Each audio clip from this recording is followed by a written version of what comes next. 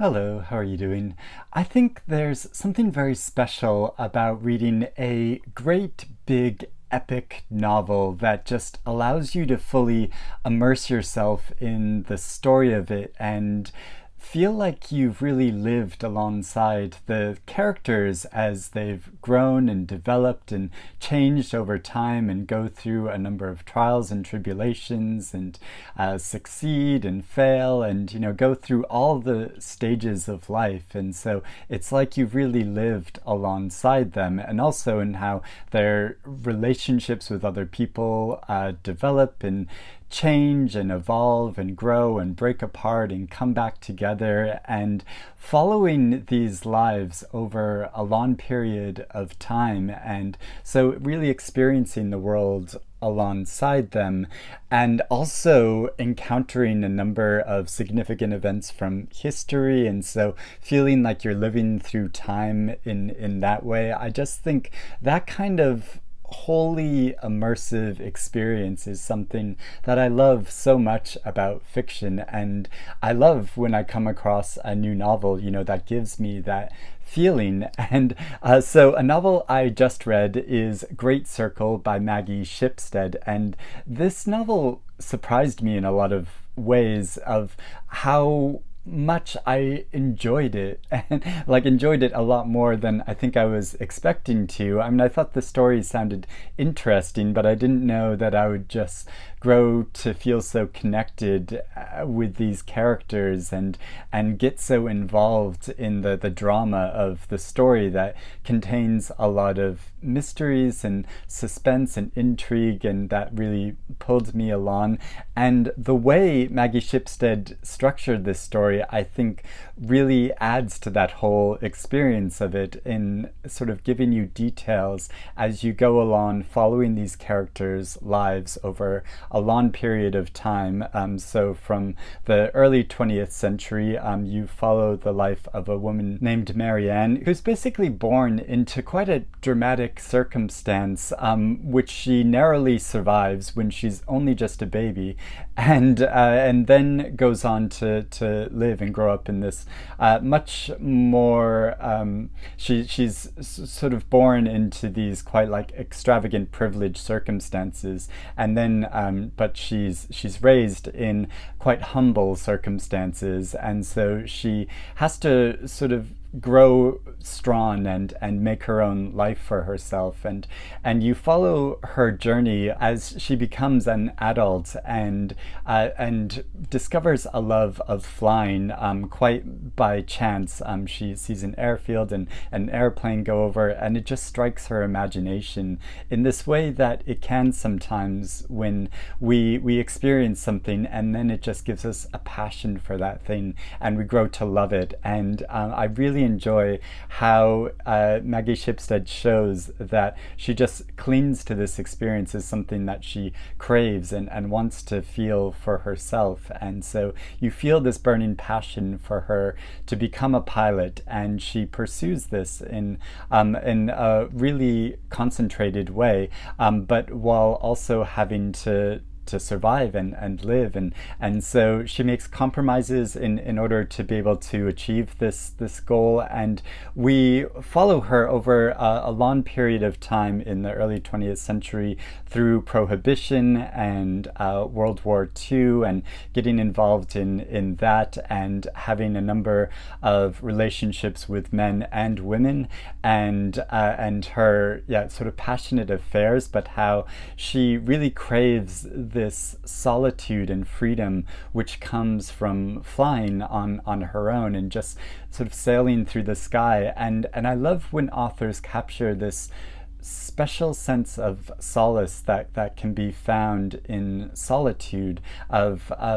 where your identity isn't so much attached to these other expectations and projections of other people around you, but it's like this rare space where you're liberated from all of that. And I just love how the author captures that sense of how Marianne finds such a freedom in this. And so I love how she captures that whole story and the drama of her life, as well well as her twin brother Jamie, who's growing up alongside her, and has quite a different personality and character, and who's has quite like an artistic sensibility, and he's quite like a sensitive soul, which seems sort of at odds with the people around him. And also her friend Caleb, who has a very different kind of personality as well, and these three different people all sort of grow up together but don't really fit in with the society around them, and have to carve out their own spaces where they can really thrive and grow as individuals. And I love how she captures that sense over this long period of time. And what makes this novel even more artful than just a kind of standard historical novel in that way of following this particular period of time from history is that there's a dual storyline going alongside this other story, which involves a young actress named Hadley in the present time or recent times, who's about like 50 years after the events of this novel, who's making a film about Marian's life, because Marian became semi-famous, or like in a sort of small way, in that a book was published of her writings, because she strove to fly around the globe in a plane, flying from pole to pole, sort of north to south, rather than going around the equator as some other pilots have done. Which is a even more challenging thing in some ways. And so Marianne mysteriously disappeared on this voyage, but some of her journals survived and they were published. And so this actress named Hadley came across her journals quite early on in her life, but then re-encounters them later on when a film is proposed to be made about Marianne's life. And so she's going to inhabit and play this role. And so she has this deep fascination with this historical figure who disappeared in mysterious circumstances, and wanting to learn more about her life. And so we follow her as she wants to play this role. And Hadley's character is basically a fictionalized version of the actress Kristen Stewart, because her, in at least sort of superficially, in the details of a young actress, a promising young actress who stars and comes to really great fame by playing this role in a fantasy teen series of movies, and so much like Kristen Stewart does, but then has a sort of messy public persona when she has an affair, and that goes against the public perception of who she is, and especially because she had an affair with her co-star in this fantasy franchise of movies, and much like Kristen Stewart, and so is sort of setting off to sort of prove herself as an actress apart from this series which she came to fame in. And but it's really interesting how it follows her development as well, and her life, and her struggle as well with this sense of a public perception of her versus how she feels herself to be in her private life, and that's a slightly cliched storyline, but I think it is explored and developed in quite a sensitive way in this novel. And so I really enjoyed how this dual storyline is following alongside the main storyline, and also how you get little details about the way that the film is being developed and her character is being developed, and the way her character was written, which is quite at odds from the real life historical figure of Marianne as we grow to learn about her from this account of her life and her development. And there's quite a lot of humor and pleasure in seeing the discrepancy between these two accounts of this woman's life, and it is like an enticing mystery, because you discover things about her, and the way the film and the portrayal of her is sort of getting her wrong, and then the exciting way that Hadley discovers details about her that no one else knows. And so you're learning things about her in such a sort of roundabout grounded way. And it gives this really interesting dynamic view of history and our perception of history, and how we think about historical figures and can kind of put them into these boxes and feel like we know them. But, there's really no way of knowing the truth, or because there's so many different conflicting accounts of it, and ways in which the past is recorded and handed down over time and sort of changed to modify itself, to fit in with our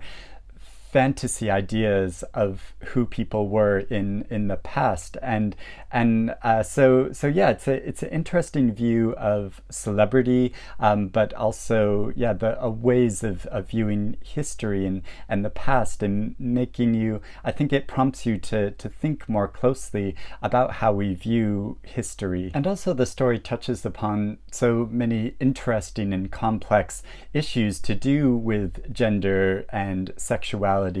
and abuse within a family, and how that can be passed down through generations, and alcoholism. And so it encompasses a lot of issues, but I think it really stays true to the characters of the story, and I grew to feel very, very close to them and cared about them a lot in both of the storylines as they developed. And there is quite a lot of high drama and scandal involved in this story, which does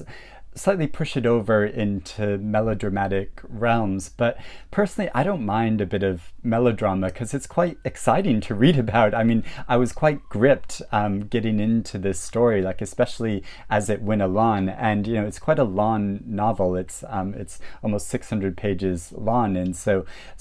you get to really delve into the story and follow it over a period of time. And it's written so cleverly and gives you this sweeping sense of time that it covers, that it was just so enjoyable to me, that I didn't sort of mind that it became sort of melodramatic at times. And it reminded me of some other really great long novels, like the Eighth Life by Nino Haratischvili, and also The Queen of the Night by Alexander Chee. So if you've read either or both of those novels and really enjoyed them, then I think you would enjoy this novel as well. Or if you've read this novel and want to read more books like it, I would definitely recommend those books as well. But also structurally, it reminded me of a novel that I read earlier this year called Plain Bad Heroines by Emily M. Danforth, which is a novel which also has a sort of dual storyline and also involves a film being made about this historical incident and people from the past, and how those two storylines sort of play off from each other, and to create this rounded sense of history, I think is such a really interesting and clever way to write a story. And so I really appreciated how both of these novels did that as sort of a literary device. And so I read this, of course, because it was longlisted for the Booker Prize, and I'd heard of it before and been interested in it, but probably wouldn't have got around to reading it. But I'm really glad that the prize prompted me to read it, because it is a book that I kind of felt like it's probably not worth getting around to that soon, but which I just enjoyed as such. Like it's a great like indulgence, but I think it is also really well done and really intelligent in what it, in both the way it's structured and what it's saying in its story. And so I think it is a prize-worthy book. And I know there's been quite a lot of perception of this year's long list for the prize that there are some books which are more sort of literary in their structure and the way that they're constructed, and then there are other books which are more focused on the story, and which I think this novel would sort of fall into. But I think readers ought to appreciate how this novel is doing something which is quite difficult to do, and to write such an engaging and gripping story that is also like carefully structured and relates its plot in a way which says something much larger and raises ideas and questions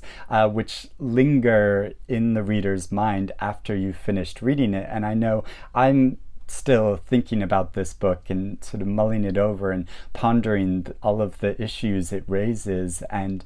also I still feel like I'm living with the characters in a way and thinking about them and imagining their lives sort of beyond the realms of this story, which I think is quite a special thing to do in a novel. And so I think it's a really accomplished work of fiction, and I really admire it. And I know Maggie Shipstead has published a couple of novels before, and so I'm eager to read more of her fiction. And I'd love to know if you've read this, of course, and if you have any thoughts about it, but also if you've read her other books and would recommend them as well. I'd love to know that in the comments below.